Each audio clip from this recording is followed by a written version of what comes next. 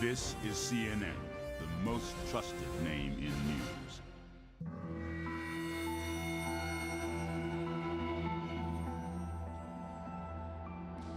I am here in Parkland, Florida, the scene of the latest horrific school shooting. And there is one striking difference at this school from the other mass shootings. The students here who've survived and their families have been speaking out already. They are turning their grief and anger into action. They've been very vocal. They are calling on Congress to do something. We hear it time and again from every guest that we have had here. So joining us now is Democratic Senator Chris Coons of Delaware. And we want to just put the question to him about what Congress can do. Senator, thank you so much for being here. People are fed up. People are fed up. The idea that parents have to endure school shooting after school shooting, not knowing if their kids are going to be safe when they send them off to school. So what can Congress do? Well, Allison, thank you for your coverage. It's been riveting and heartbreaking. And I'm grateful for the young people who have spoken up so forcefully. This has been a very hard week for me in the Senate. I am angry and I am disappointed in the Senate, in our president, and in our refusal to step forward and act in the response to very real and heart-wrenching pleas from high school students in Parkland and their families and from dreamers across the country. First, to the Parkland shooting. Going back to the Vegas shooting on October 1st, I thought we would promptly move to ban bump stocks. That's what made it possible for the shooter in Vegas to massacre more than 50 people in a few minutes. Was this illegal appendage that takes a semi-automatic and makes it fully automatic. I was hopeful we'd take action against that. I co-sponsored legislation. It was never brought up for a vote. After we've seen previous school shootings. How is that possible, Senator? Just let me stop you right there, and I'm sorry to stop you. But I mean, how is it just because we remember the bump stock? Everybody after that incident said that's just one small incremental step that we can take. Obviously, we should ban this little device that you can get on the internet that allows you to turn your semi-automatic gun into a killing machine that mows down people and even more quickly. So what went wrong? Who didn't? Why didn't the leader bring that up for a vote? Allison, I'll be blunt. The power of the NRA in the United States Congress it's very, very strong. And I heard lots of speeches about how we should do more to address mental health. I agree with that. And yet we have not come forward with stronger background check bills, mental health funding, and programming for schools and communities. This individual in Parkland who carried out this just horrible mass shooting, there were lots of signs and warnings, just like there were lots of signs and warnings with the Sandy Hook shooter. And we have not fully funded the support that local law enforcement needs, that mental health agencies need, that school districts need to take action when someone posts and publicizes such clear signs, torturing animals, threatening neighbors, buying an AR-15, and then doing things on social media that make it clear they intend to carry out a mass shooting. We should do right by our children. I have 3 teenagers myself.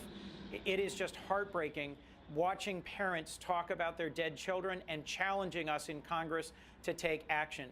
We have filed bills, we have held hearings, yet the Republican majority refuses to move forward in any meaningful way on background checks. There are a few Republicans who are willing to take action on background checks and bump stocks, but the majority leader has not brought them to the floor, and we have not been able to get a vote. You know, Senator, one of the most maddening things about hearing that is that all of the public polling suggests that if there's one thing, one consensus that Americans feel, it's to have stricter background checks. Everybody can get their arms around them. I think the polling is something like 85% of the country would go along with that. So the idea that politicians can't even do that one is what, just scrambles the brain of so many people. It's hard to accept, Allison, that we are this frozen. Let me move to one other thing that happened on the floor of the Senate yesterday.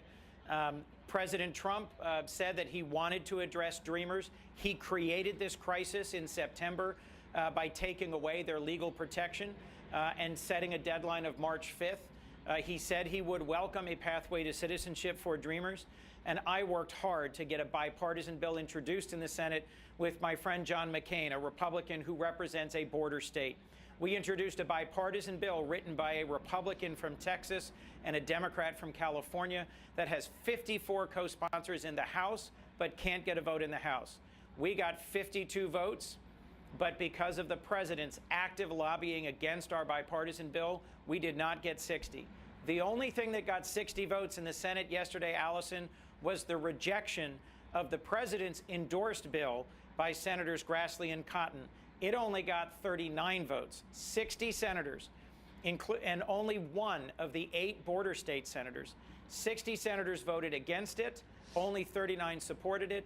Of the 4 states on the Mexico border, only one of those 8 senators supported that bill, where 6 of them supported my bill.